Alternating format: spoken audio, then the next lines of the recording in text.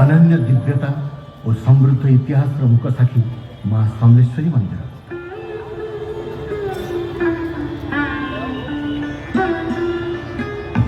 देवी समलेश्वरी संबलपुर आराध्या देवी माँ नाम प्रख्यात संबलपुर नगर। प्रकृतिर अपरूप सुषमार भंडार अटे संबलपुर। चौहान वंशर बलराम देव थिले यार नृपवर। धनुर्धर वीर दिने जानते मृगा विनोदी एक अचंबित कथा दृश्यपटे हेले अवगत। कुकुर को सांगे धरी राजा गले करने को शिकार। मात्र महानदी कूले घटिला एक बड़ चमत्कार। देखिले राजन तांको कुकुर को गोड़ाऊँच गोटे शशक। देखिए यह आचंबित दृश्य राजा हेले हतबाक।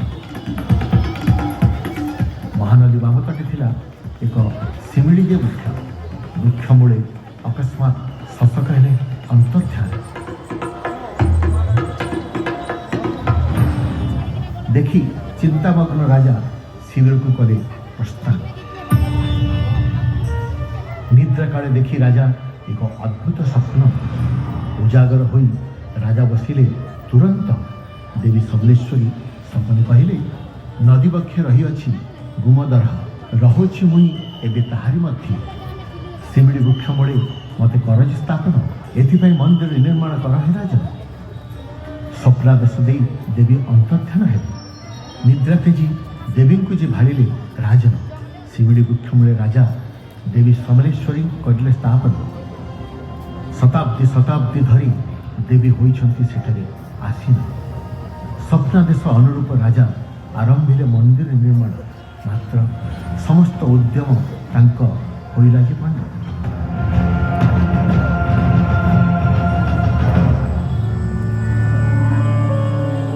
देवी समलेश्वरी परम भक्त बलराम पाणिग्राही और तांक पत्नी आसिले आगे संपन्न करने को मंदिर निर्माण।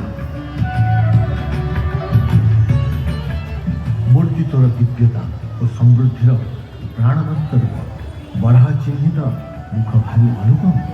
भित्तिस्थले माँ भव्य प्रतीक स्मरण मात्र के रोग दोष वही खंडित।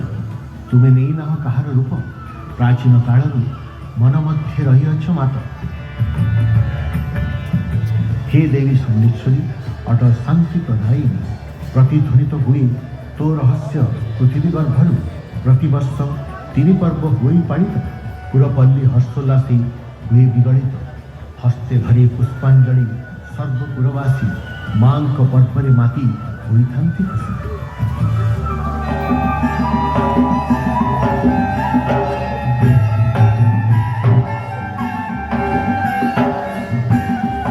नुआखाई नामे अच्छी एक गणपर्व पालिबा।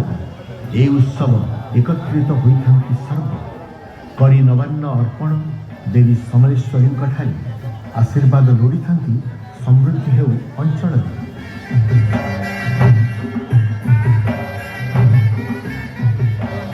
महाविश्व संक्रांति आसे। मृत्यु उपरे प्रेमर कथा जे भासे। सती सावित्री कथा कराए स्मरण। बैशाख चैत्र मासरे उत्सव होई पाले।